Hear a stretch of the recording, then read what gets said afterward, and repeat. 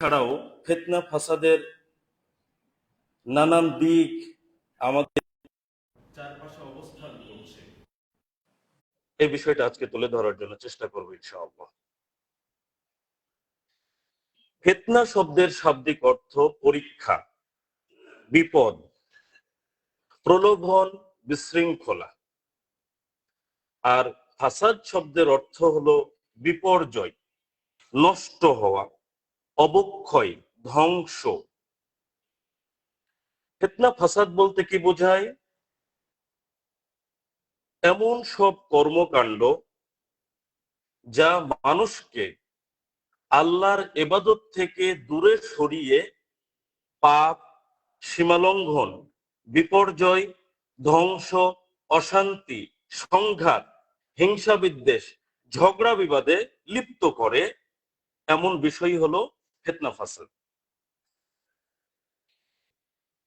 আজকে ফিতনা ফাসাদ সম্পর্কে বলতে গিয়ে যদি সংক্ষিপ্ত আকারে কিছু ফিতনা ফাসাদের কথা বলি, তাহলে ফিতনা ফাসাদের সবচেয়ে বড় যে বিষয়টি সেটি হলো শিরক এবং বিদআত।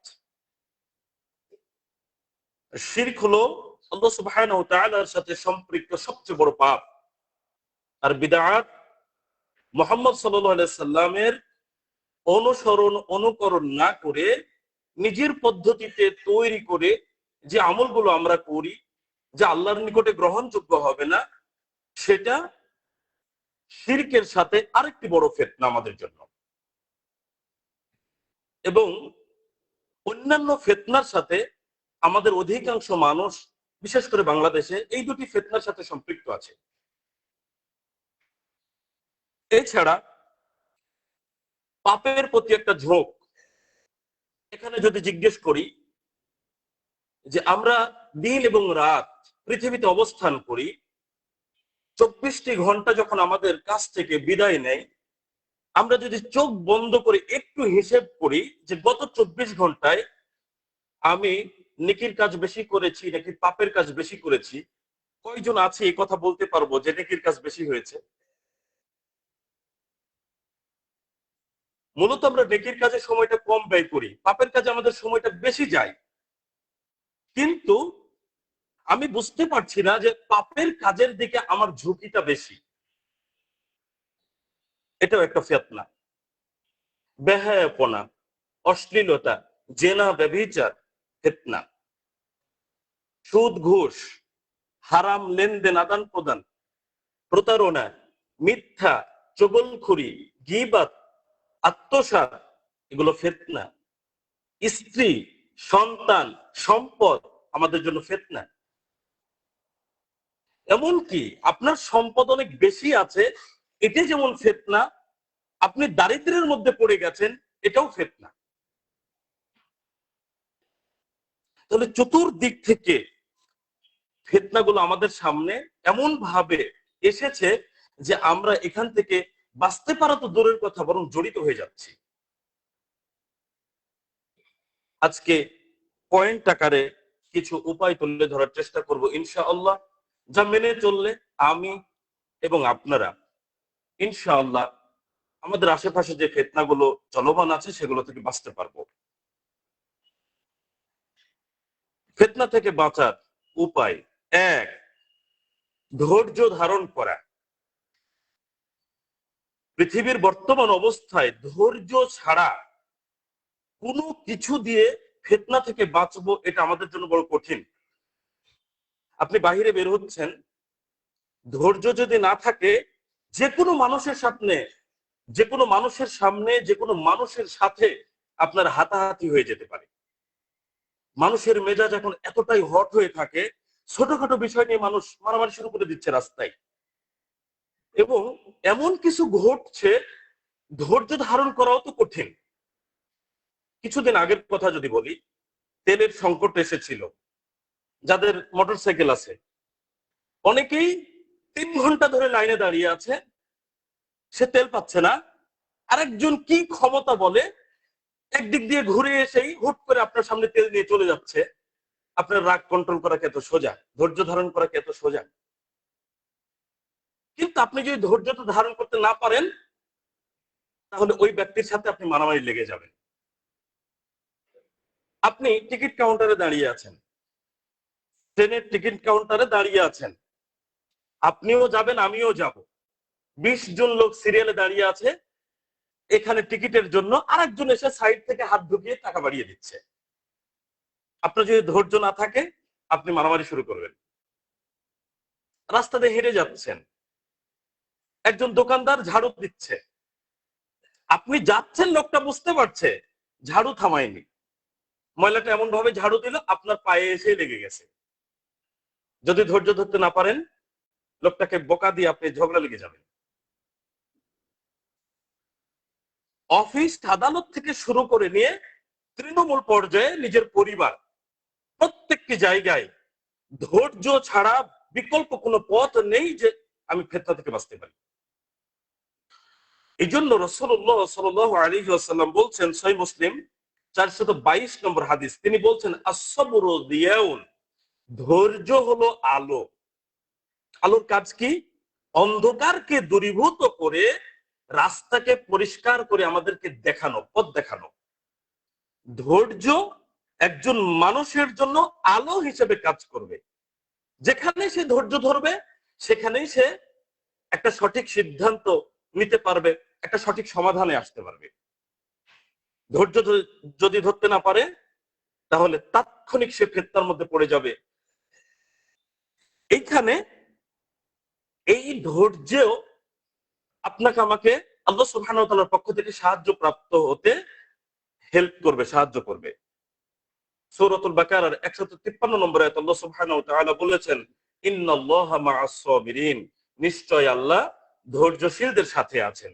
ধৈর্য সম্পর্কে অনেক আয়াত হাদিস আছে, এত কিছুতে আজকে যাওয়া ঠিক হবে না। আজকের আলোচনার সাথে যতটুকু প্রাসঙ্গিক ঠিক ততটুকু বলার চেষ্টা করছি। যদি আমরা ধৈর্য ধারণ করতে পারি ফিতনা থেকে কিভাবে বাঁচা সম্ভব দেখুন।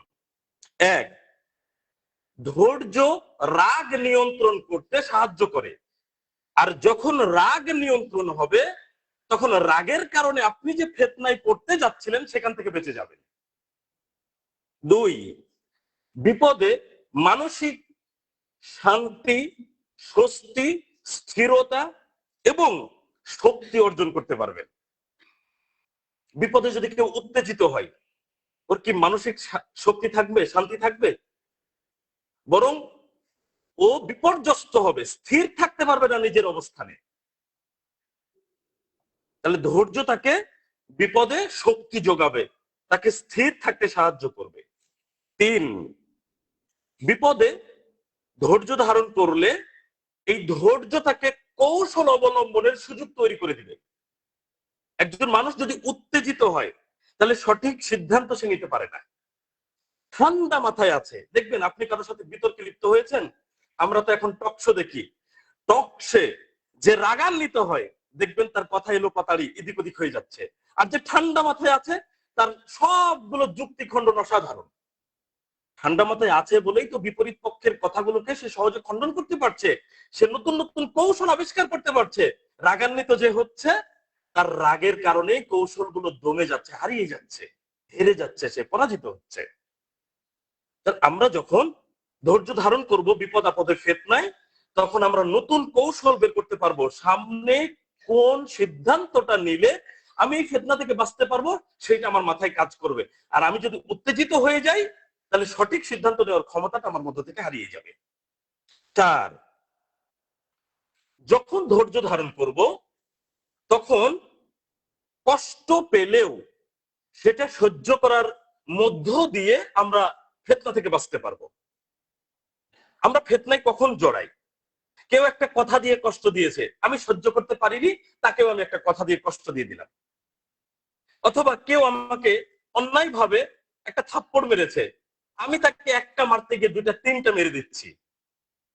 ধৈর্য থাকলে যেটা ঘটবে সেটা হলো, কেউ আমার সাথে ছোটখাটো কোনো অন্যায় করলেও আমি কষ্ট পেলেও ধৈর্য ধারণ করে যদি থেকে যায় তাহলে অন্তত আমি ধৈর্য ধারণ না করে তার সাথে ঝগড়া বিবাদে জড়ালে যত বড় ফিতনায় জড়িয়ে পড়তাম তা থেকে বেঁচে গেলাম, শুধু কষ্ট সহ্য করার মাধ্যমে একটু। আমরা যদি ফিতনা থেকে বাঁচতে চাই তাহলে আমাদের প্রথম করণীয় হলো ধৈর্যশীল হতে হবে। রাস্তাঘাটে, বাইরে, অফিস আদালতে, শিক্ষা প্রতিষ্ঠানে যে যেখানে যাচ্ছি, বাজার ঘাট পরিবার নেই, যে যেখানে যাচ্ছি সেখানেই ব্যাপক পরিমাণ ধৈর্য প্রয়োজন। ধৈর্য ছাড়া বর্তমান সময়ে ফিতনা থেকে বাঁচা বড়ই কঠিন। আল্লাহ সুবহানাহু ওয়া তাআলা আমাদেরকে ধৈর্যশীল হওয়ার তৌফিক দান করুন, আমিন। 2, ফিতনা ফাসাদ থেকে বাঁচতে হলে বাড়িতে অবস্থান করতে হবে। বিনা প্রয়োজনে বাহিরে যাওয়া, অপ্রয়োজনীয় সময় নষ্ট করা, আড্ডা দেওয়া, এই ধরনের কাজ থেকে বিরত থাকতে হবে যদি ফিতনা থেকে বাঁচতে চাই। রাসূলুল্লাহ সাল্লাল্লাহু আলাইহি ওয়াসাল্লাম আমাদেরকে বলছেন, সুনান আবু দাউদ 4343 নম্বর হাদিস, ফিতনার সময় আমরা কি করব সেই বিষয়ে বলতে গিয়ে তিনি বলছেন, ইলজাম বাইতাকা, বাড়িতে তোমার ঘরে দৃঢ়ভাবে অবস্থান করো। বাড়িতে আছেন, বাইরের ফিতনা থেকে আপনি বেঁচে গেলেন, এটা বাঁচার একটা মাধ্যম। কিন্তু আমরা দেখেন বাড়িতেই থাকতে চাই না, আমরা বাড়িতেই থাকতে চাই না, বরং আমরা একটু সময় পেলেই বাহিরে বাহিরে সময় দেওয়ার চেষ্টা করি। একজন ব্যক্তি দিন মজুর, রিক্সা চালক, বা দেখা যাচ্ছে অফিস আদালতে কোনো জায়গায় তিনি চাকরি বাকরি করেন, 8 ঘন্টা 10 ঘন্টা ডিউটি করে আপনি বাসায় ফিরেছেন, স্ত্রী সন্তানকে সময় দেন, এতক্ষণ তো আপনি বাহিরে ছিলেন। কিন্তু আমরা কি করছি, আমরা কাজকর্ম সেরে বাসায় ফেরার পরে পুনরায় আবার আড্ডা দেওয়ার জন্য বাহিরেই চলে যাচ্ছি। এতে কি হচ্ছে আমি জানি না, পাবনা বেড়া এই অঞ্চলের কি অবস্থা, বিভিন্ন জায়গায় এত জটিল অবস্থা। ফেসবুক ইন্টারনেটে ঢুকলে তো পরকিয়া মনে হয় যে কে কয়জন বাদ আছে 100-র ভেতরে আল্লাহই ভালো জানেন। এই পরকিয়া কারা করছে বলেন? সাম্প্রতিক 2 জন স্বামী স্ত্রী সেলিব্রিটি তালাক হলো, ফেসবুকে স্ট্যাটাস দিয়েছে পরিবারকে সময় দিন। তার মানে তারা আমাদেরকে পরামর্শ দিচ্ছেন পরিবারের সুন্দর সম্পর্ক কিভাবে রাখা যায়। তারা নিজেদের প্রফেশনে থাকতে থাকতে এমন ঘটনা ঘটতে গেছে, তারা নিজেরাই নিজেদেরকে সময় দিতে পারে নাই, নিজেদের মধ্যে তালাক সংগঠিত হলো। যারা ইন্টারনেটে থাকেন তারা আমার কথা ধরতে পেরেছেন আমি কাদের কথা বলছি, নাম বলবো না। সেলিব্রিটি 2 জন স্বামী স্ত্রী। তাহলে আপনি চিন্তা করুন যে আমরা কাজ করছি, কাজ শেষে বাড়িতে ফিরে বাড়িতে অবস্থান করব, এটা আমাদের জন্য নিরাপত্তা, ফিতনা থেকে বাঁচার জন্য একটা বড় মাধ্যম।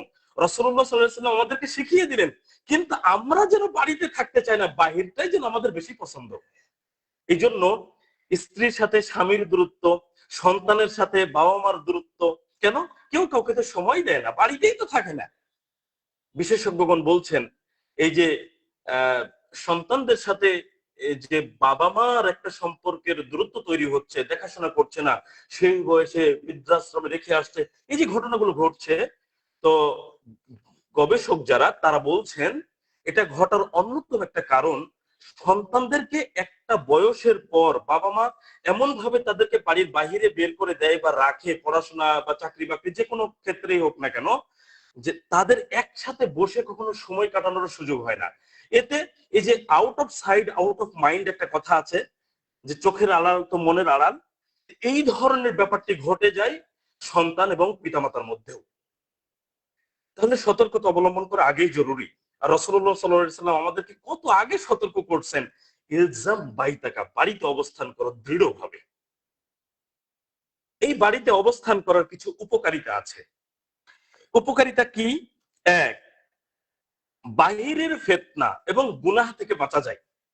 বাহিরে বের হলে যেমন চোখের দৃষ্টি, এই গুনাহ থেকে এখন বাঁচা কি আমাদের এত সহজ? বাড়িতে থাকলে কিন্তু অন্তত চোখের দৃষ্টির যে গুনাহ সেখান থেকে আমরা বাঁচতে পারি। বাহিরে বের হলে আমরা চোখের জেনার ফিতনার মধ্যে পড়ে যাচ্ছি।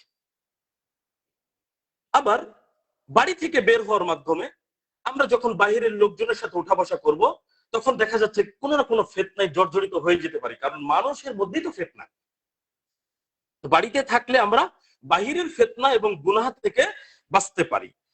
বাড়িতে থাকার দ্বিতীয় উপকারিতা, ইবাদতের জন্য অবসর সময় পাওয়া যায়। আপনি বাহিরে আছেন, আড্ডা দিচ্ছেন, গল্প করছেন, আপনি যে একবার সুবহানাল্লাহ বলবেন আপনার মাথায় আসবে না।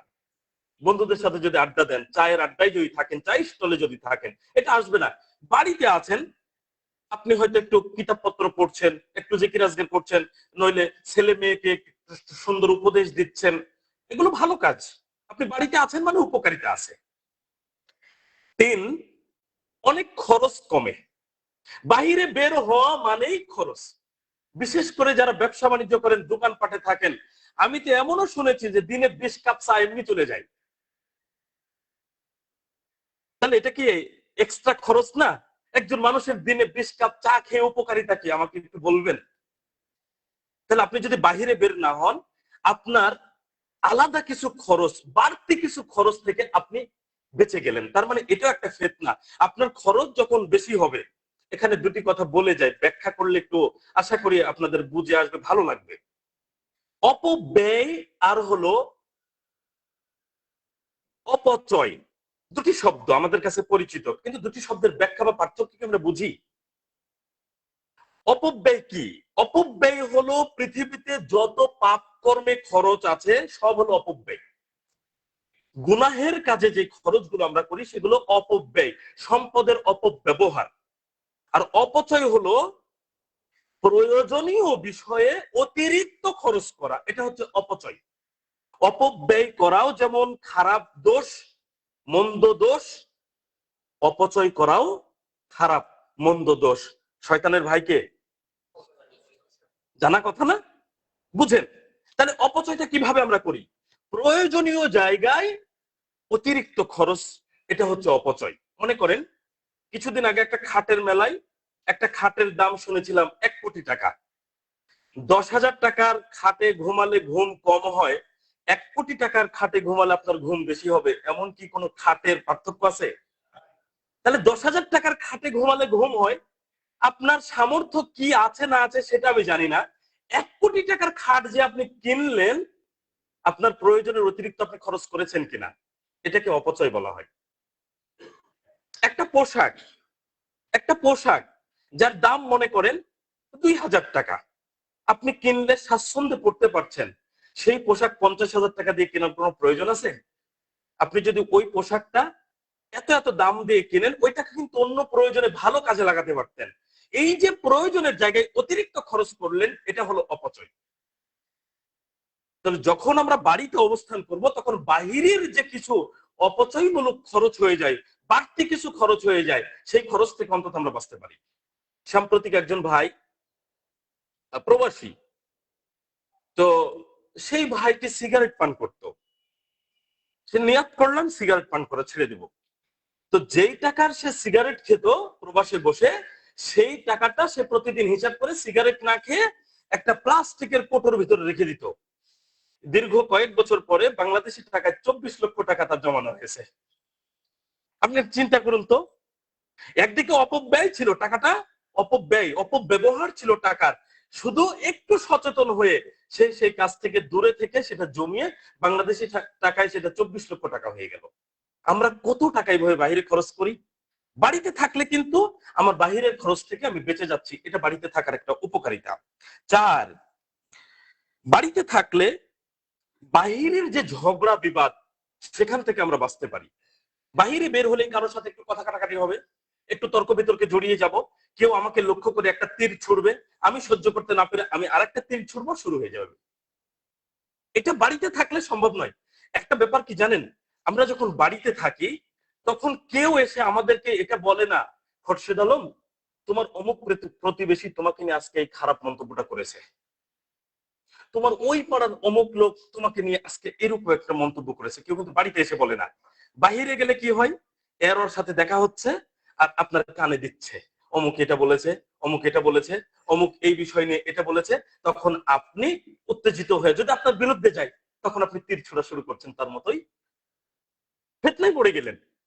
বাড়িতে থাকলে অন্তত এই ফিতনা বা ঝগড়া বিবাদ থেকে আমরা মুক্ত থাকতে পারি। 5, মানুষের দেওয়া কষ্ট থেকে বেঁচে থাকা যায় বাড়িতে থাকার মাধ্যমে।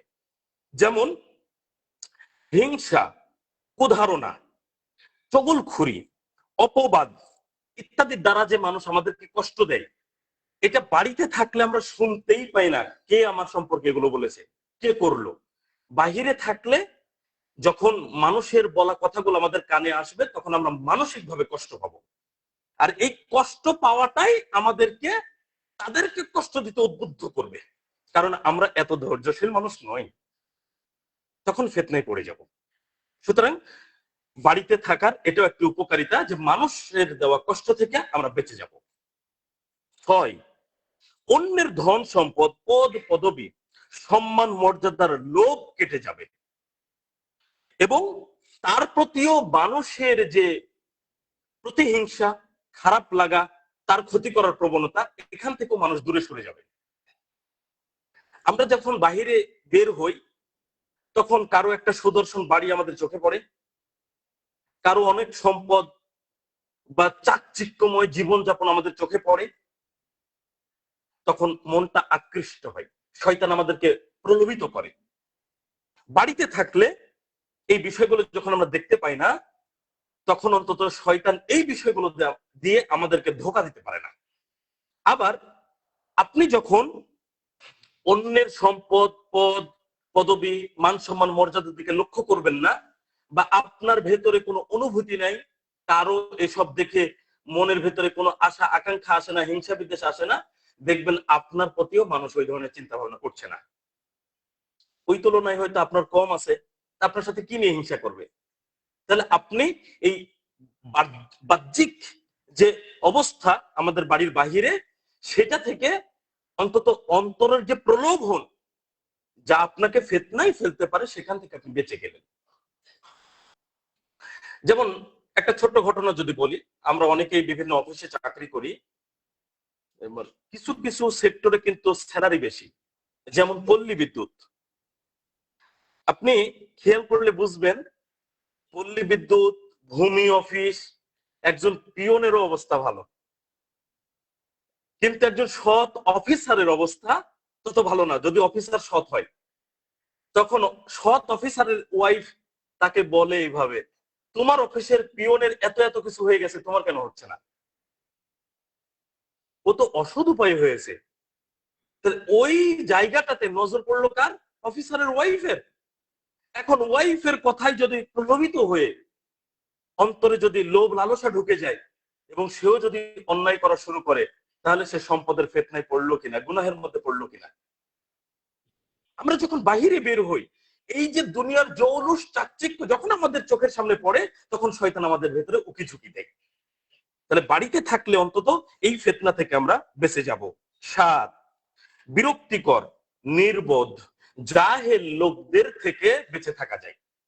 বাহিরে বের হলে তো এই ধরনের মানুষকে আমরা বেশি দেখতে পাই, জাহেল, নির্বোধ, বোকা, যারা দিন ধর্ম মানে না, গুনাহগার, এমন ব্যক্তিরাই আমাদের কাছে বেশি।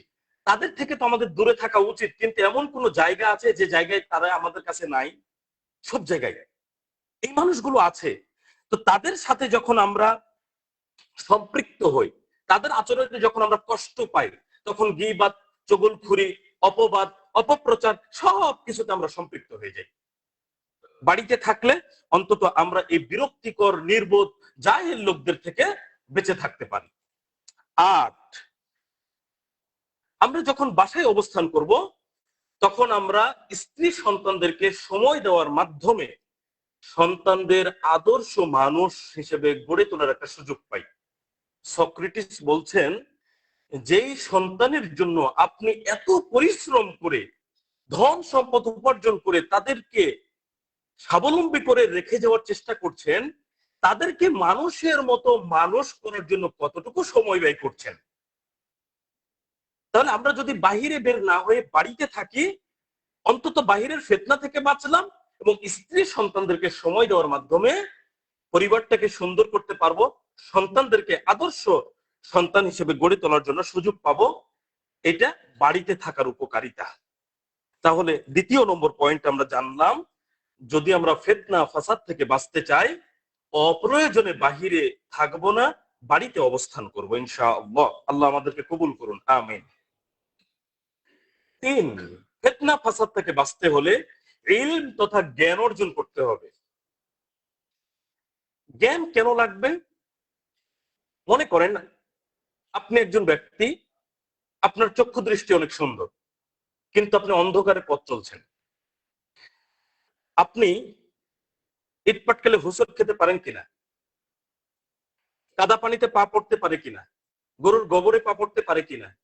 পারে। কেন? আপনি অন্ধকারে আছেন। যতই আপনি চক্ষু দৃষ্টি ভালো হোক না কেন, অন্ধকার আপনি কিছুই দেখতে পাচ্ছেন না। কিন্তু আপনার হাতে যদি একটা লাইট ধরিয়ে দিই, টর্চ লাইট, তাহলে এইবার আপনি বুঝতে পারবেন না রাস্তায় কোথায় কাদা পানি আছে, কোথায় গরুর গোবর আছে, কোথায় ইট পাটকেল আছে। আপনি কি দেখে পা ফেলতে পারবেন কিনা? ইলম আছে। ইলম কি করবে? শিরক এবং তাওহীদ চিনতে সাহায্য করবে, সুন্নাত এবং বিদআত চিনতে সাহায্য করবে, ন্যায় এবং অন্যায়ের পার্থক্য চিনতে সাহায্য করবে, ফিতনা চিনতে সাহায্য করবে। আমার ইলম নাই, আমি তো ফিতনা চিনিই না, তাহলে ফিতনা তো আমাকে ধরে ফেলবে। এই যে আরবিতে একটা প্রবাদ বাক্য আছে, আল ইলমু নূরুন, জ্ঞান হলো আলো।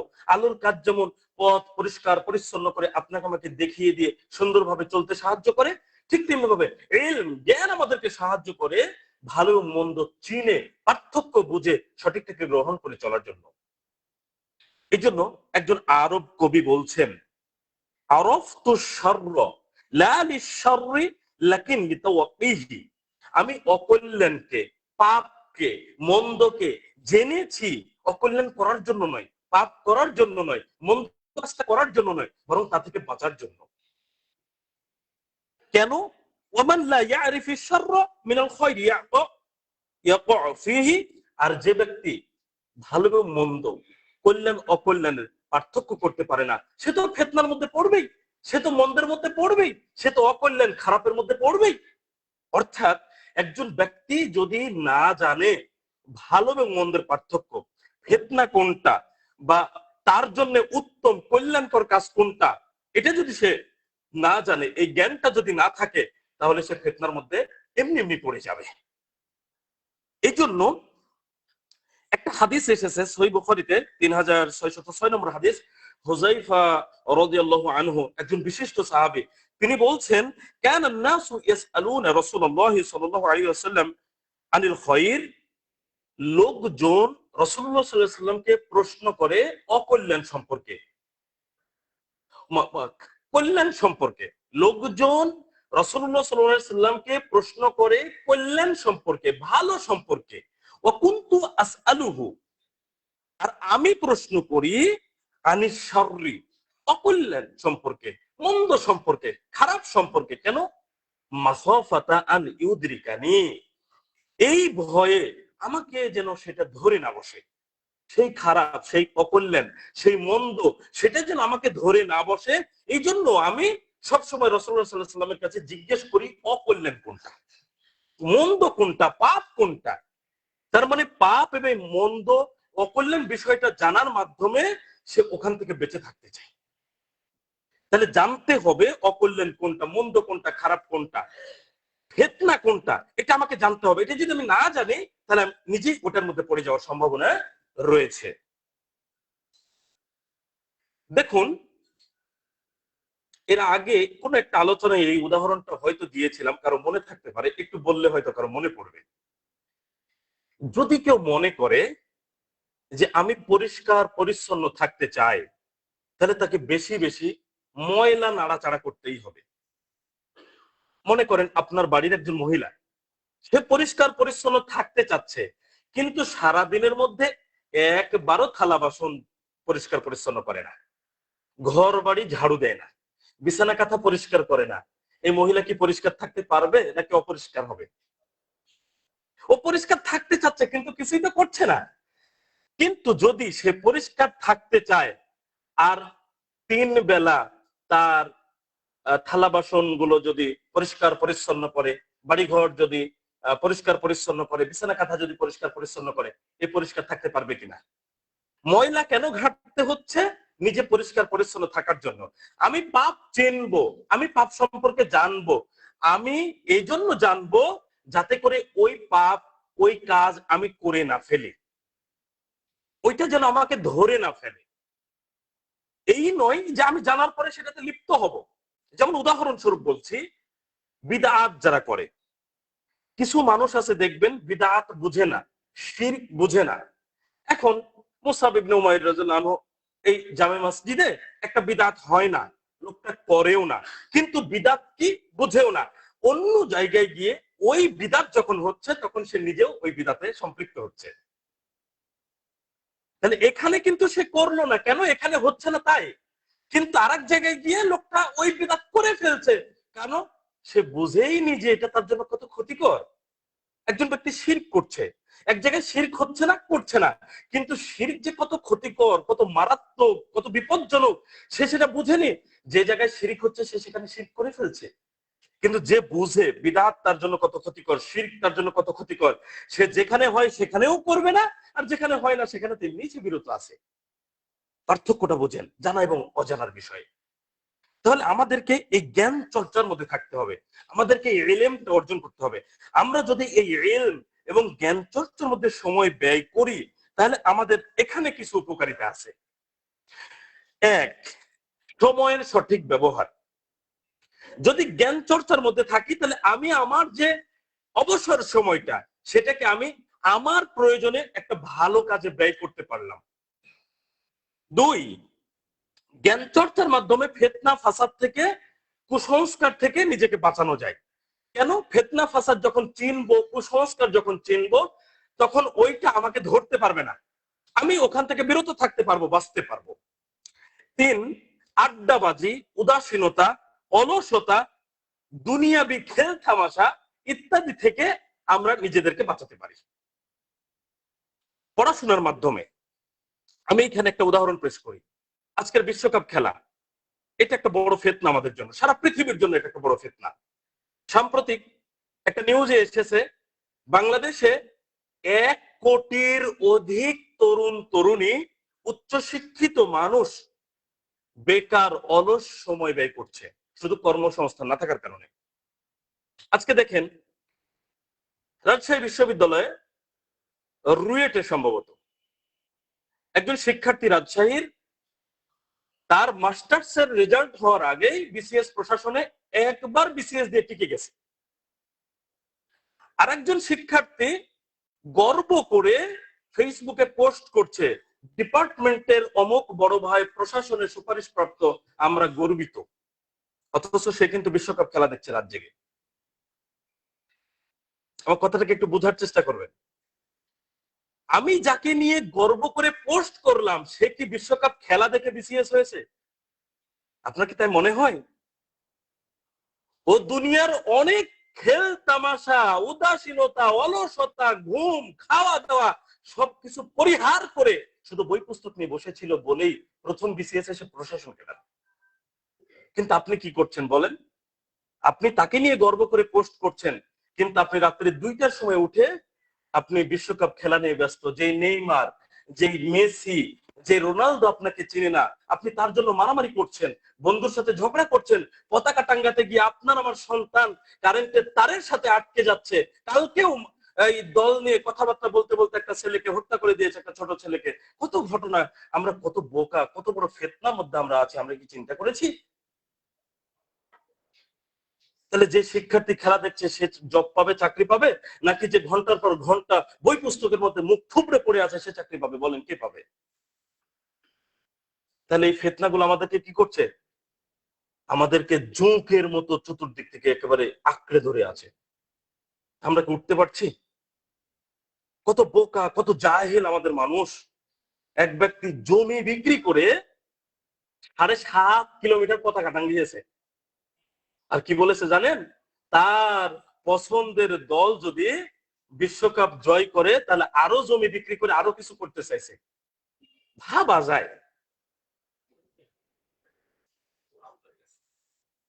এবার আপনি চিন্তা করুন, আমরা ফিলিস্তিনের স্বাধীনতা চাই, তাই না? কিন্তু জানেন, এই ফিলিস্তিনকে ধ্বংস করার জন্য ইহুদিদেরকে যারা সাহায্য সহযোগিতা করে, তাদের মধ্যে অন্যতম হলো আর্জেন্টিনা, ব্রাজিল। আর আমার দেশে সবচেয়ে বেশি সাপোর্টার হলো আর্জেন্টিনা, ব্রাজিলের। আমাকে এক ব্যক্তি বলছে যে আমরা আনন্দের জন্য এই খেলাকে সাপোর্ট করি, এটা হারাম হওয়ার কি আছে? দেখুন, ইসলাম কল্যাণ অকল্যাণের উপরে চলে। মুমিন সেই কাজ করবে না কোনোদিন যেই কাজে মুমিনের কোনো উপকারিতা নেই। আপনি মাঠে গিয়েছেন, বিকেলে 2 ঘন্টা ক্রিকেট বা ফুটবল খেলেছেন, আপনার শরীরের উপকার হয়েছে কিনা?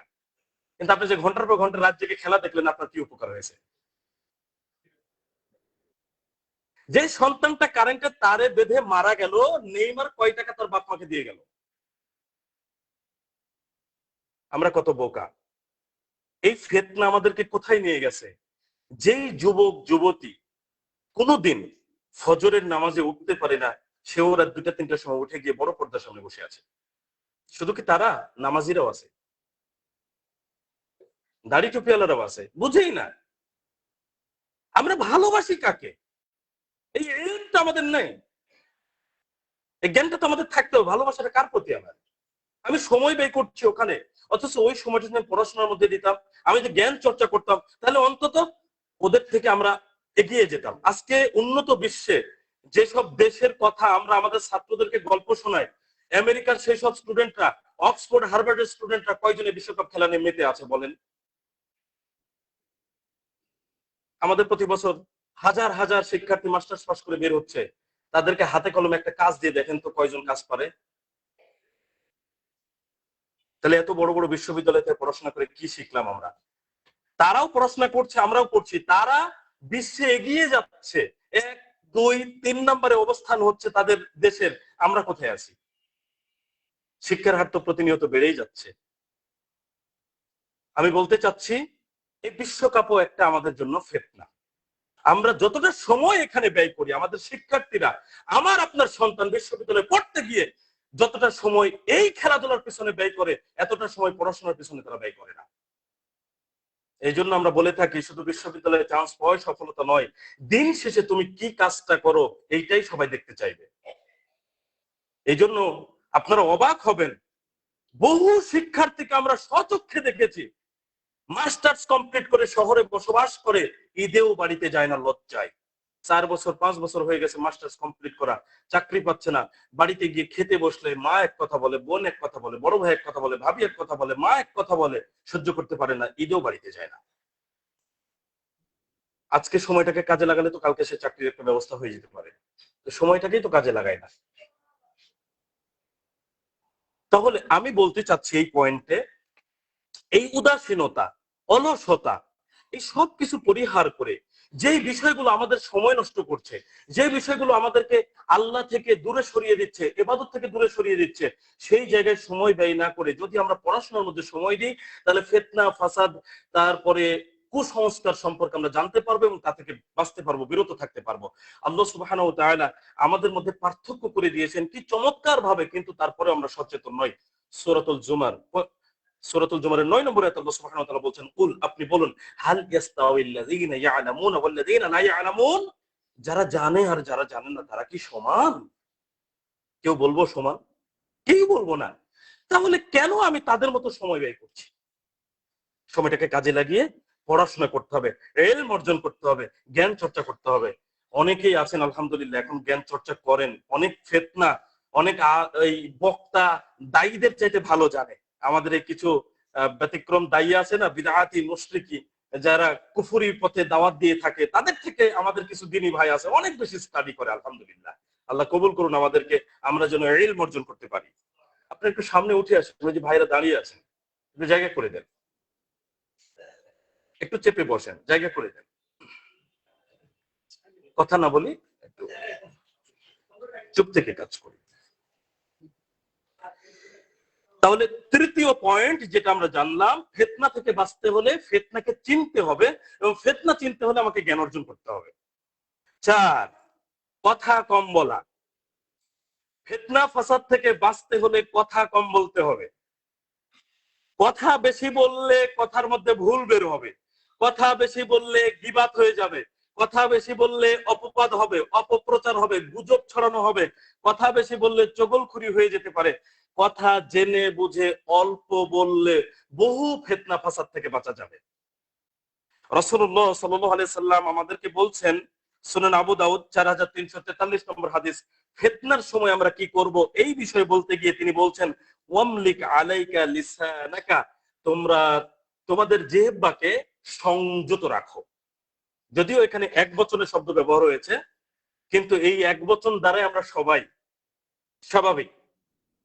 তোমার জিহ্বাকে সংযত রাখো, অর্থাৎ যে কোনো জায়গায় যে কোনো কথা বলে ফেলো না, যা তা বলে ফেলো না।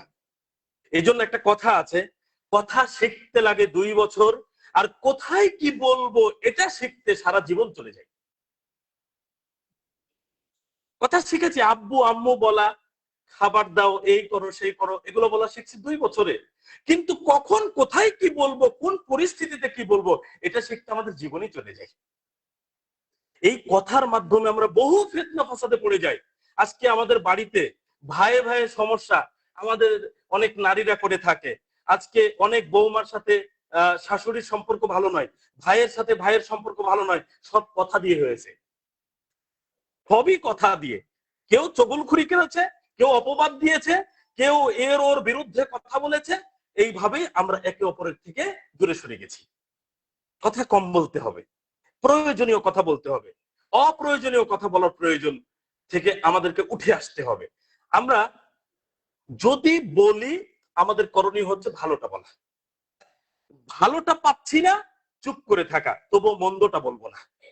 রাসূলুল্লাহ সাল্লাল্লাহু আলাইহি ওয়াসাল্লাম বলছেন, সহিহ বুখারী 6018 নম্বর হাদিস, মান কানা ইউমিনু বিল্লাহি ওয়াল ইয়াউমিল আখির, যে ব্যক্তি আল্লাহর প্রতি এবং শেষ দিবসের প্রতি ঈমান রাখে, ফালিয়াকুল খায়রান আও লিয়াসমুত, সে যেন ভালো কথা বলে অথবা চুপ করে থাকে। বললে কি বলবে? ভালো কথা বলবে। ভালো কথা পাচ্ছে না, বলতে পারছে না, চুপ করে থাকবে, তবুও মন্দ কথা বলবে না। আমরা যদি কথা বলাটা কমিয়ে দিতে পারি, আমরা দুনিয়ার বহু ফিতনা ফাসাদ থেকে বেঁচে যাবো ইনশাআল্লাহ। আল্লাহ সুবহানাহু ওয়া তাআলা আমাদেরকে অল্প কথা ভালো কথা বলার তৌফিক দান করুন, আমিন। 5, ফিতনা থেকে বাঁচতে হলে সৎ বন্ধু, সৎ সঙ্গ নির্ধারণ করতে হবে। আজকে বহু মানুষকে আমরা দেখেছি শুধু বন্ধুত্বের কারণে নানাবিধ ফিতনায় সে পড়ে গেছে। বন্ধুত্বের কারণে সে মাদকাসক্ত, বন্ধুত্বের কারণে সে বেনামাজি, বন্ধুত্বের কারণে সে চোর, বন্ধুত্বের কারণে সে গীবাতকারী, বন্ধুত্বের কারণে ঘুষখোর, বন্ধুত্বের কারণে চাঁদাবাজ, বন্ধুত্বের কারণে সে মানুষের ক্ষতি করে যাচ্ছে নানাভাবে, শুধু সঙ্গের কারণে। আপনি যদি সায়েন্সের, যারা আমরা একটু পড়াশোনা করেছি বুঝবো, একটা অল্প তাপমাত্রার বস্তু বেশি তাপমাত্রার বস্তুর কাছে নিয়ে যান, তাপমাত্রা কোনটা থেকে কোনটা পার হবে? বেশিটা থেকে অল্পতে, না অল্প থেকে বেশিতে? বেশি থেকে অল্পতে। আমি যার সাথে ওঠা বসা করি, মনে করেন সে খারাপ, আমার মধ্যে একটু ভালো কিছু ছিল কিন্তু তার সাথে ওঠা বসা করছি, তার মানে আমার ভালোটুকু আর তার মধ্যে যাবে না, তার খারাপটুকু আমার মধ্যে আসবে, কারণ আমার মধ্যে তাপমাত্রা কম। রাসূলুল্লাহ সাল্লাল্লাহু আলাইহি ওয়াসাল্লাম কি চমৎকার উদাহরণ পেশ করেছেন। সহিহ বুখারী 2101 নম্বর হাদিস, আতর বিক্রেতা আর হাপর, ওই যে কামারের যে হাপর, এই উদাহরণটা আমরা প্রায় সবাই জানি, আলোচনার মধ্যে বারবার এই হাদিসটা আমাদের কাছে আসে। আপনি আতর কিনলেন না, একজন বিক্রেতার সাথে থাকলেন, আপনি সুগন্ধ পাবেন। আর আপনি যদি কামারের দোকানে বসেন, কাজ করলেন না, কিছুই করলেন না, সাথে আছেন, বসে আছেন, তাহলে আপনার কিছু না হলেও আগুনের একটা কয়লার গন্ধ আছে, সেটা লাগবে। ওইখানে আগুন আছে, গন্ধও যেমন কষ্টকর, আগুনও আমাদের জন্য ক্ষতিকর। আগুনের কাজটা সবকিছু পুড়িয়ে ফেলা। তার মানে এই উদাহরণ দিয়ে রাসূলুল্লাহ সাল্লাল্লাহু আলাইহি ওয়াসাল্লাম বুঝাচ্ছেন, খারাপ সঙ্গ আমাদের জন্য কখনোই উপকারী নয়। কামারের দোকান যেমন ওর আগুন ধোঁয়া সব আমাদের জন্য কষ্টের কারণ, ধ্বংসের কারণ, তেমনি খারাপ সঙ্গ আমাদের জন্য ক্ষতির কারণ, আমরা ক্ষতিগ্রস্ত হব। তো এই জন্য আমাদেরকে খেয়াল রাখতে হবে যে আমাদের উঠা বসা কার সাথে। বেনামাজি কেন ভাই আমার আপনার বন্ধু হবে? সুদখোর ঘোষখোর কেন আমার আপনার বন্ধু হবে, সঙ্গী হবে?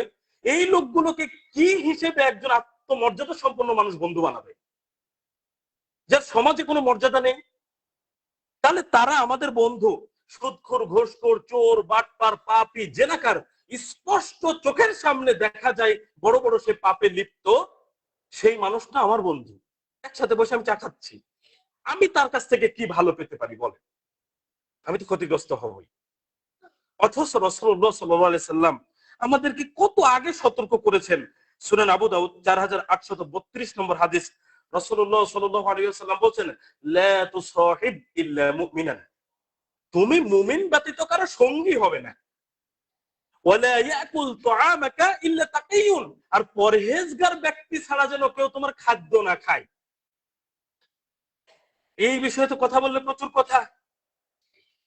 বন্ধুত্বের কথা তো প্রথমে বুঝলাম, বন্ধু কে হবে? মুমিন। সঙ্গী কার হবে? মুমিন ব্যক্তির। তাহলে যে কেউ আমার সঙ্গী কেন হবে? যে সালাত ত্যাগ করলো সে কি করলো? মান তারাকা সালাতা মুতাআম্মিদান ফাকাদ কাফারা। যে সালাত তরক করলো ইচ্ছাকৃতভাবে সে কুফরি করলো। যে সালাত পড়ে না সে আমার বন্ধু হয় কিভাবে কুফরি করে? বলেন, বেনামাজি আমার বন্ধু কিভাবে হয়? আচ্ছা, ওই সাইডটা যদি একটু ছেড়ে দিই, পরের অংশে যদি আসি, আরো বিপদে আছি আমরা। ফিতনা কতই জর্জরিত। বিবাহ বাড়িতে আপনি দেখবেন নেককার লোকের দাওয়াত বেশি নাকি পাপী লোকের দাওয়াত বেশি? বেনামাজি, পাপী, এই লোকগুলো ওই জায়গায় দাওয়াত বেশি। রাসূলুল্লাহ সাল্লাল্লাহু আলাইহি সাল্লাম বলছেন সবচেয়ে নিকৃষ্ট অলিমার খাবার ওই খাবার যেখানে শুধু ধনীদেরকে বেছে বেছে দাওয়াত দেওয়া হয়। আজকের এই দাওয়াতের বাড়িতে অবস্থা কি? বাড়ির পাশে দরিদ্র লোক দাওয়াত দেয় না, বাড়ির পাশে দূর থেকে ধনী লোককে দাওয়াত দিয়ে নিয়ে এসে খাওয়ায়। আমরা আত্মীয়তা করি, আমরা দাওয়াত দিয়ে খাওয়াই কাদেরকে? দেখে শুনে আমরা পাপী ব্যক্তিকে খাওয়াই। অথচ রাসূলুল্লাহ সাল্লাল্লাহু আলাইহি ওয়াসাল্লাম বলছেন পরহেজগার ব্যক্তি যেন তোমার ছাড়া যেন তোমার খাদ্য কেউ না খায়। যাকে খাওয়াবেন তাকে পরহেজগার হতে হবে। এই জন্য অনেক আলেম ওলামা ব্যাখ্যা দিচ্ছেন যে আপনি যখন নিজের থেকে কাউকে দান করবেন, খাওয়াবেন, তখন আপনি ভালো মানুষ দেখে, পরহেজগার মানুষ দেখে দান করবেন, খাওয়াবেন। আর যখন কেউ আপনার কাছে চাইতে আসবে তখন আপনার চিন্তা করার দরকার নাই সে পাপী নাকি ভালো মানুষ, দেখার দরকার নেই। ও চাইতে এসেছে, ও ফকির, ওকে দেন। আলেমরা ব্যাখ্যা করছেন। তা আমরা ইচ্ছা করে যাদেরকে খাওয়াচ্ছি সেটাই তো ঠিক নাই, চাইতে আসার হিসাব তারও পরে। তাহলে সতর্কতা অবলম্বন করা দরকার। কার সাথে উঠা বসা করছি, কাকে খাওয়াচ্ছি, কার জন্য খরচ করছি, এগুলো খেয়াল রাখা দরকার। যদি এটা করতে না পারি তাহলে আমরা ক্ষতিগ্রস্ত হব। রাসূলুল্লাহ সাল্লাল্লাহু আলাইহি সাল্লাম বলছেন সহিহ বুখারী 6167 নম্বর হাদিস, ইন্নাকা মা'a মান আহবাবতা, তিনি বলছেন তুমি যাকে ভালোবাসো কিয়ামতের দিন তুমি তার সাথেই থাকবে। এখন আমার ভালোবাসা তো নেইমারের সাথে, মেসির সাথে, রোনালদোর সাথে, ফেরাউনের সাথে যদি আমাদের হাসন নাসর হয়, বলেন জাহান্নাম থেকে বাঁচাবে কে? আবু জেহেলের সাথে যদি হাসন নাসর হয়, আমি যদি কিয়ামতের মাঠে নমরুদের সাথে উঠি, আমাকে বাঁচাবে কে জাহান্নাম থেকে? এখন আপনি মনে করছেন মেসি রোনালদো কি তাদের থেকে, তাদের মতো নাকি? মেসি রোনালদো তাদের মতো নাকি নাকি? আচ্ছা, আপনাদের আকীদা কি? ইমানদার ছাড়া কেউ জান্নাতে যাবে? আকীদা ঠিক আছে তো? খেয়াল রাখবেন, ইমানদার মুসলিম ছাড়া কেউ জান্নাতে যাবে না। ইমান চলে যাওয়ার 10টি কারণ রয়েছে, তার মধ্যে একটি কারণ, কাফিরকে যদি আপনি কাফের মনে না করেন তাহলে আপনার ইমানও শেষ। তাহলে আপনার কি মনে হয় নেইমার, মেসি মুসলমান, ইমানদার? আপনি ভালোবাসলেন কেন? কি দেখে ভালোবাসলেন বলেন? না, আমি শুধু তাদের কথা এই জন্য বলছি যে এই সময়টা বিশ্বকাপ খেলা যাচ্ছে, প্রাসঙ্গিক, তাই বারবার এই কথাটা উঠে আসছে। ভালোবাসা কিন্তু আমার আপনার বাড়ির আশেপাশে যাদের সাথে আছে তাদের অবস্থাটাও কি চিন্তা করুন এবার। এখন মনে করেন বেনামাজির সাথে আমার হাসন নাসর হলো, সুদখোরের সাথে আমার হাসন নাসর হলো, ঘুষখোরের সাথে আমার হাসন নাসর হলো, ব্যভিচারীর সাথে আমার হাসন নাসর হলো, কিয়ামতের দিন জাহান্নাম থেকে বাঁচার সুযোগ আছে আমার, কে বাঁচাবে বলেন? তাহলে ভালোবাসাটা কার সাথে, আমার উঠা বসাটা কার সাথে? আমি ফিতনায় কেন পড়ছি? রাজশাহী মেডিকেল কলেজে একজন শিক্ষার্থী একটু ধনী পরিবারের সন্তান, ভালো ছেলে ছিল। তার বন্ধু একটু দরিদ্র পরিবারের সন্তান, কিন্তু মাদকাসক্ত। তো ছেলেটা যে মাদক নিবে তার টাকা তো সে রোজগার করতে পারে না। তখন কৌশলে কি করলো, ছেলেটি ওই ধনী বন্ধুর সাথে ব্যাপকভাবে উঠা বসা শুরু করলো, করে তাকে মাদকাসক্ত করে দিয়েছে। তখন ধনী বন্ধুটি তার বাবার পকেট থেকে টাকা নিয়ে এসে মাদক কিনে দুই বন্ধু গ্রহণ করে, মেডিকেল স্টুডেন্ট। কার জন্য নষ্ট হলো ভাই? বন্ধুর জন্য। সে মাদকাসক্ত হলো বন্ধুর জন্য, লাইফটাকে নষ্ট করলো বন্ধুর জন্য। কি বলবো আপনাকে, কি দিয়ে বোঝাবো বলেন? সন্তানদেরকে সতর্ক করবেন, নিজেরাও সতর্ক থাকবেন ইনশাআল্লাহ। আল্লাহ সুবহানাহু ওয়া তাআলা আমাদেরকে সৎসঙ্গ গ্রহণ করার তৌফিক দিন, আমিন। 6, অল্পে তুষ্ট থাকা, লোভ লালসা পরিহার করা। যদি মনের ভেতরে বেশি লালসা থাকে, লোভ থাকে, অল্পে সন্তুষ্ট হতে পারছে না, সেটা পদমর্যাদা হতে পারে, সম্পদ হতে পারে, দুনিয়াবি যে কোনো বিষয় হতে পারে, তাহলে লোভ থাকা মানে আমি ফিতনার মধ্যে পড়ে যাব। আর অল্প তুষ্ট থাকা মানে আমি ফিতনা থেকে বেঁচে যাব। আপনাকে আল্লাহ অনেক সম্মান দিয়েছেন, আপনার ভাগ্যে যা ছিল আপনি পেয়েছেন, আমার ভাগ্যে যা ছিল আমি ততটুকু পেয়েছি। আপনাকে দেখে যদি আমি লোভ লালসার শিকার না হই তাহলে আমি ফিতনা মুক্ত থাকলাম। আর যদি আপনাকে দেখে লোভ লালসার শিকার হই, তাহলে আপনাকে হিংসা করবো, নইলে আপনার ক্ষতি করার চেষ্টা করব, আপনার সম্মান নষ্ট করার চেষ্টা করব, আমি ফিতনার মধ্যে পড়ে গেলাম। আবার মনে করেন সম্পদ, কেউ হারাম পয়সায় উপার্জন করে অনেক ধনী হয়েছে, বাড়ি গাড়ি করেছে, আমি দেখলাম, আমার মনের মধ্যে আকাঙ্ক্ষা জাগলো, হারাম পথে উপার্জন করে এখন অনেক সহজ হয়ে গেছে, হালাল পথটা অনেক কঠিন হয়ে গেছে, তাহলে আমি ওইভাবে উপার্জন করব। তাহলে আমি যদি ওই লোভ লালসায় পড়ে হারাম উপার্জনে চলে যাই, আমি ক্ষতিগ্রস্ত হয়ে গেলাম, ফিতনার মধ্যে পড়ে গেলাম। দুনিয়াবি যে কোনো বিষয় আমরা অল্পে তুষ্ট থাকবো, লোভ লালসা মুক্ত থাকবো, তাহলে ইনশাআল্লাহ আমরা বহু ফিতনা ফাসাদ থেকে বেঁচে যাব এবং আমরা সফলতা লাভ করব। দেখুন সুনান তিরমিজি 2348 নম্বর হাদিস, রাসূলুল্লাহ সাল্লাল্লাহু আলাইহি ওয়াসাল্লাম বলছেন, ক্বাদ আফলাহা মান আসলামা, যে ইসলাম গ্রহণ করলো, ওয়া কানা রিজকুহু কাফাফান, তার নিকটে পর্যাপ্ত বা ন্যূনতম পরিমাণ কিছু রিজিক আছে, ন্যূনতম পরিমাণ কিছু রিজিক তার নিকটে আছে। আর আল্লাহ তাকে অল্পে তুষ্ট থাকার তৌফিক দিয়েছেন, এই ব্যক্তি সফল কাম। অল্প রিজিক আছে, ইসলাম গ্রহণ করেছে, আর অল্পে তুষ্ট থাকার একটা মানসিকতা লাগে, এটা আল্লাহ সুবহানাহু ওয়া তাআলা তাকে দিয়েছেন, অল্পে তুষ্ট থাকার তৌফিক দিয়েছেন, তাহলে এই ব্যক্তি সফল কাম। সবাই কাজগুলো পারে না ভাই। তৌফিকের বিষয়ে যদি একটু বলি, সবকিছুতে আল্লাহর তৌফিক কামনা করবেন, সবকিছুতে, ইমানের ক্ষেত্রে, দুনিয়াবী ক্ষেত্রে, যে কোনো ক্ষেত্রে আল্লাহর তৌফিক ছাড়া আমাদের কোনো বিকল্প পথ নেই, তৌফিক লাগবে আল্লাহ। দেখেন একজন ব্যক্তি অনেক টাকা ইনকাম করছে, সে চিন্তা ভাবনা করে আছে আরেকটু বয়স হোক তারপরে হজে যাব, ওর হজ ফরজ হয়ে গেছে, কিন্তু চিন্তা কি আছে, আরেকটু বয়স হোক তারপরে হয়ে যাব। ও কি জানে 60 বছর পর্যন্ত বাঁচবে কিনা? তাহলে ও কিসের অপেক্ষায় আছে? এবং শুধু থাকলেই হবে না, আল্লাহর তৌফিক লাগবে। আর আরেকজন ব্যক্তি নিয়াত করেই গরু পালন করছে, আমি হজে যাব, এক সমান। একজন ব্যক্তির পকেটে 10,000 টাকা আছে, একজন ভিখারি এসে দাঁড়িয়েছে, তাকে 2 টাকা বের করে সে দিতে পারছে না, টাকা আছে। আর একজন ব্যক্তির পকেটে হয়তো 100-150 টাকা আছে, কিন্তু একটা ভিখারি এসে দাঁড়িয়েছে, তাকে 10 টাকা বের করে দিয়ে দিল। আল্লাহর তৌফিক লাগে। এখানে আমার বিশ্বাস এই অঞ্চলটা যথেষ্ট ধনাঢ্য লোকদের বসবাস আছে, সবাই যাকাত দেয়। কেউ আশা করছে আল্লাহ আমাকে সম্পদ দিলে আমি যাকাত দেব, আর কারো সামর্থ্য হয়ে গেছে তবুও যাকাত বের করে না।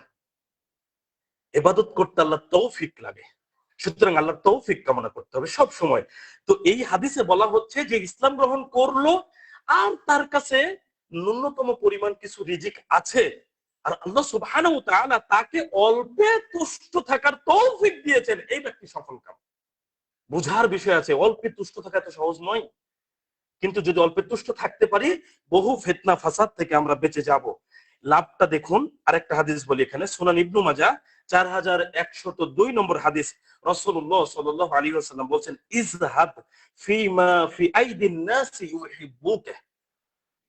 রাসূলুল্লাহ সাল্লাল্লাহু আলাইহি ওয়াসাল্লাম বলেন, মানুষের নিকটে যা আছে তুমি তার প্রতি অনাসক্ত হও, অনাসক্ত বিমুখ হও তা থেকে, তার মানে তার প্রতি অভিমুখী হইও না, বা সেটার জন্য লোভ লালসা করো না, লালায়িত হইও না, তাহলে কি হবে, তারা তোমাকে ভালোবাসবে। দেখুন যারা লোভ লালসা করে না অন্য সম্পদে, তারা কিন্তু সচরাচর মানুষের কাছে প্রিয় হয়।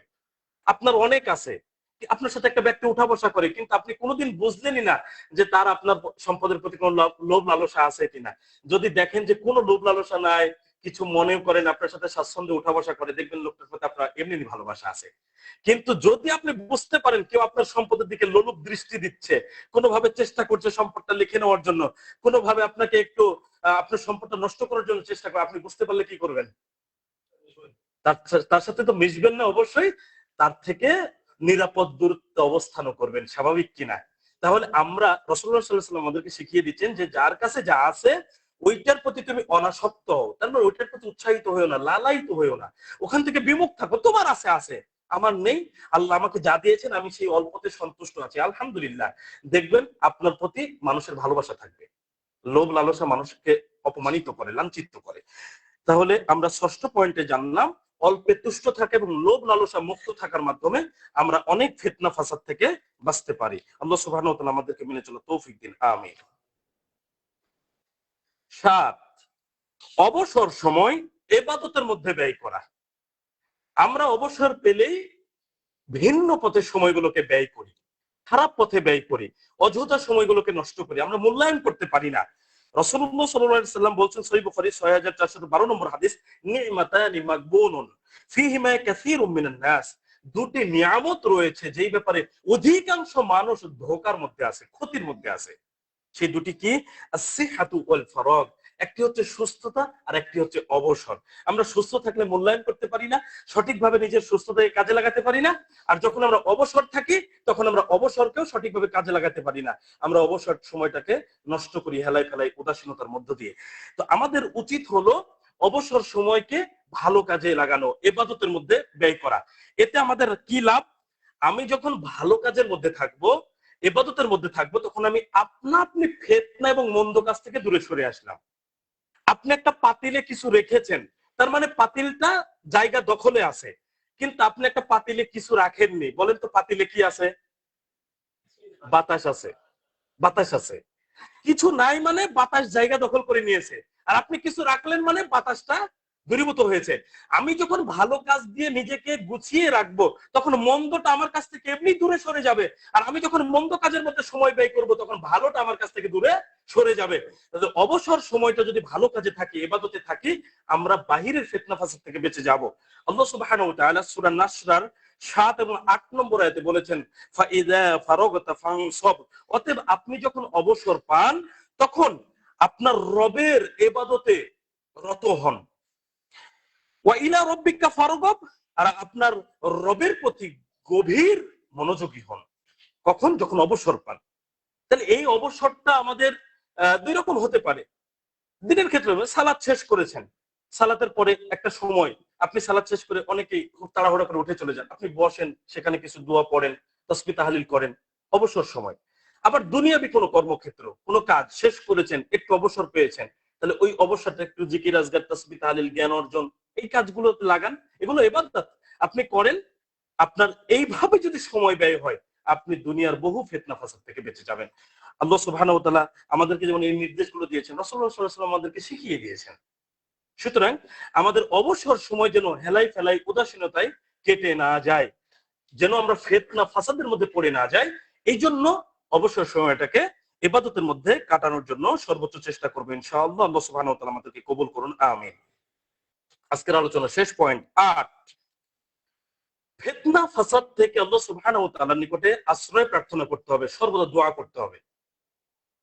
কবরের ফিতনা, জাহান্নামের ফিতনা, দাজ্জালের ফিতনা, সম্পদ বেশি হওয়ার ফিতনা, দরিদ্র হয়ে যাওয়ার ফিতনা, সন্তানের ফিতনা, স্ত্রীর ফিতনা, সম্পদের ফিতনা, যত রকম ফিতনা দুনিয়াতে আছে, প্রকাশ্য ও অপ্রকাশ্য, আমি জানি বা না জানি, নতুন নতুন ফিতনা আমার সামনে আসছে। এই সমস্ত ফিতনা থেকে আল্লাহ সুবহানাহু ওয়া তাআলার নিকটে সর্বসময় দোয়া করতে হবে, আশ্রয় প্রার্থনা করতে হবে। সহিহ মুসলিম ৭১০৫ নম্বর হাদিস, রাসূলুল্লাহ সাল্লাল্লাহু আলাইহি সাল্লাম বলছেন, তাআওয়াযু বিল্লাহি মিনাল ফিতানি মা যাহারা মিনহা ওয়া মা বাতান, তোমরা আল্লাহর নিকটে প্রকাশ্য ও অপ্রকাশ্য ফিতনা থেকে আশ্রয় প্রার্থনা করো। আমরা সব সময় আশ্রয় প্রার্থনা করব।